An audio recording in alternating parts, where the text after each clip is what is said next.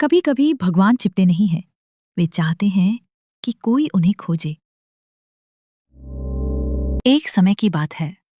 मलवा देश के राजा इंद्रद्युम्न विष्णु भगवान के बहुत बड़े भक्त थे। हर दिन पूजा करते, दान करते और प्रभु के नाम का जप करते। एक रात जब राजा सोए हुए थे, उन्हें एक अनोखा सपना आया। सपने में एक दिव्य पुरुष बोले, हे राजन, भगवान नीलमाधव इस धरती पर एक गुप्त स्थान पर वनवासियों के बीच पूजे जा रहे हैं। तुम भाग्यशाली हो।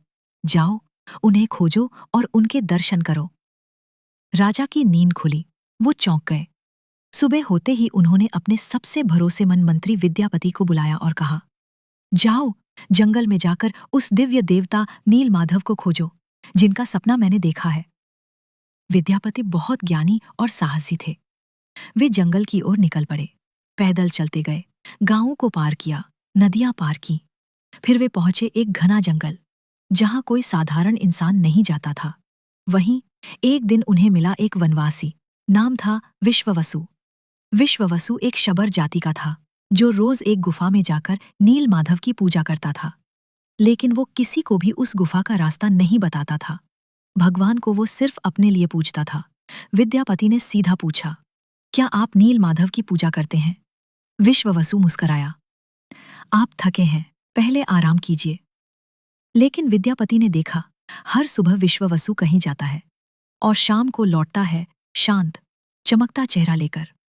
विद्यापति ने सोचा, जरूर कोई रहस्य है। फिर विद्यापति ने कुछ दिन उसके साथ रहने की इजाजत मांगी। कुछ समय बाद विद्यापति ने विश्ववसु की बेटी ललिता से बात की। दोनों में समझ और स्नेह बढ़ा और विवाह हो गया। अब विद्यापति इस परिवार के एक सदस्य बन गए थे।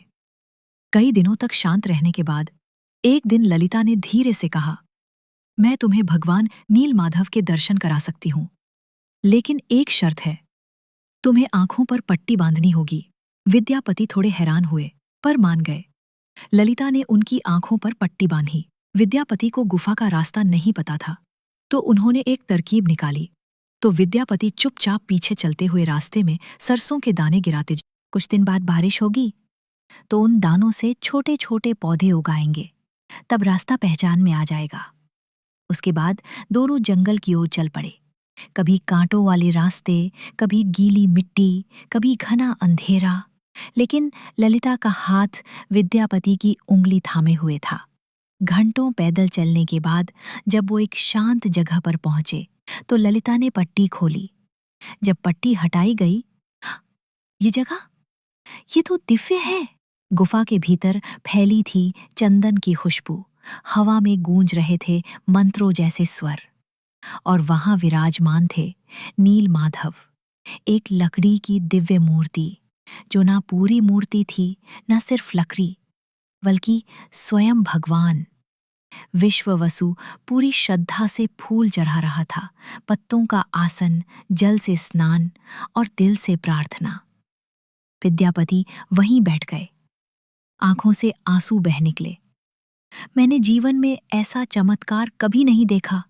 और अब उन्होंने निश्चय किया, राजा इंद्रद्युम्न को ये सब बताना है। उन्हें भी इस दर्शन का सुख मिलना चाहिए। अगले भाग में जानेंगे क्या हुआ जब राजा इंद्रद्युम्न को पता चला इस रहस्य के बारे में।